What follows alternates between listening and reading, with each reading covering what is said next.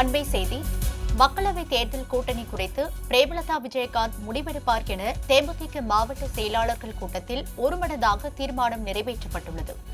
தற்போது கிடைத்த அண்மை செய்தி. மக்களவை தேர்தல் கூட்டணி குறித்து பிரேமலதா விஜயகாந்த் முடிவெடுப்பார் என தேமுதிக மாவட்ட செயலாளர்கள் கூட்டத்தில் ஒருமனதாக தீர்மானம் நிறைவேற்றப்பட்டுள்ளது. மேலும் தற்போது வரை கூட்டணி குறித்து நேரடியாகவோ மறைமுகமாகவோ பேச்சுவார்த்தை நடைபெறவில்லை எனவும் தேமுதிக தலைமை விளக்கம் அளித்துள்ளது. இதுகுறித்த கூடுதல் விவரங்களை நமது செய்தியாளர் நவஷாத் வழங்க கேட்கலாம். நவஷாத், வணக்கம். விவரங்களை பதிவு செய்யுங்க.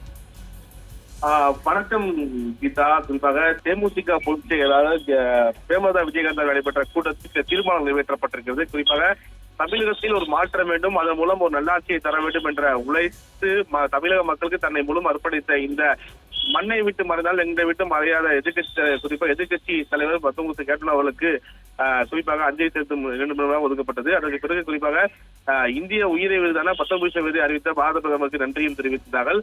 அதனை தொடர்ந்து மிக முக்கியமாக ஜாதி மத பேதமின்றி எல்லா அரசியல் தலைவரோடு இணக்கமாக வாழ்ந்த கேப்டன், குறிப்பாக ஜாதி மத அரசியலுக்கு அப்பால் அனைத்து தலைப்பினரும் ஒன்று சேர்ந்து தமிழகம் முழுவதும் அமைதி பேரணி மற்றும் புகழஞ்சி செலுத்திய அனைவருக்கும் நன்றியை தெரிவித்தார்கள்.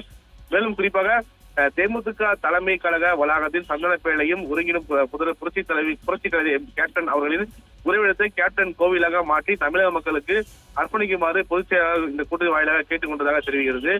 மேலும் மிக முக்கியமாக சொல்ல வேண்டும் என்றால், இந்த தேர்தலை பொறுத்த வரைக்கும், அதாவது என்ன சொல்லியிருக்காங்க என்றால், இந்த தேர்தலை பொறுத்த வரைக்குமே தற்போது வரை கூட்டணி குறித்து நேரடியாகவும் மறைமுகமாக பேச்சுவார்த்தை நடைபெறவில்லை எனவும் மாவட்ட செயலாளர் நிர்வாகிகள் கருத்துக்களை பெற்ற பிறகு கூட்டணி குறித்து முடிவெடுக்க இருப்பதாக தகவல் வெளியாகிறது.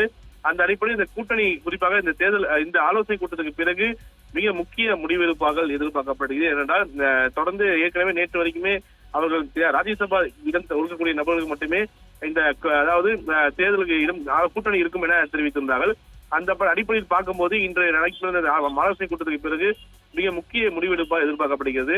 மேலும் தேர்தல் விதிமுறைகள் அமலுக்கு வருவதற்கு முன் கேப்டன் புகழை எடுத்துரைக்கும் வகையில் அனைத்து மாவட்டங்களிலும் கிராம சபை கூட்டங்கள், தெருமுனை பிரச்சாரங்கள், சிறிய அளவிலான கூட்டங்கள் மூலம் கேப்டன் அவர்களின் புகழ் மக்களுக்கு சென்றடையும் வகையில் கூட்டங்கள் நடத்திட வேண்டும் எனவும் தமிழகம் முழுவதும் தேமுதிக 4 மாவட்டத்தில் கேப்டன் அவர்களின் நினைவேந்தல் புகழஞ்சலியை மாபெரும் பொதுக்கூட்டமாக நடத்திட வேண்டும் என தெரிவிக்கப்பட்டிருக்கிறது.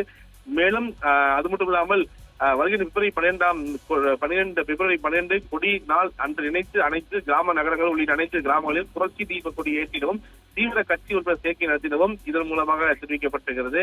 தொடர்ந்து இந்த முதல்வர், அதாவது குறிப்பாக சொல்ல வேண்டும் என்றால், கேப்டன் அவர்களுடைய நினைவிடத்தையும் மற்றும் அறக்கட்டளை உணவு வழங்குவது தொடர்பாக குறிப்பிட்டிருக்கிறார். தேர்தலை குறித்து சொல்ல வேண்டும் என்றால், முன்பே தெரிவித்திருந்தால் இதுவரைக்கும் எந்த கட்சியும் கூட்டணியும் குறித்தும் மறைமுகம் அதிகாரப்பூர்வமாகவோ பேசவில்லை.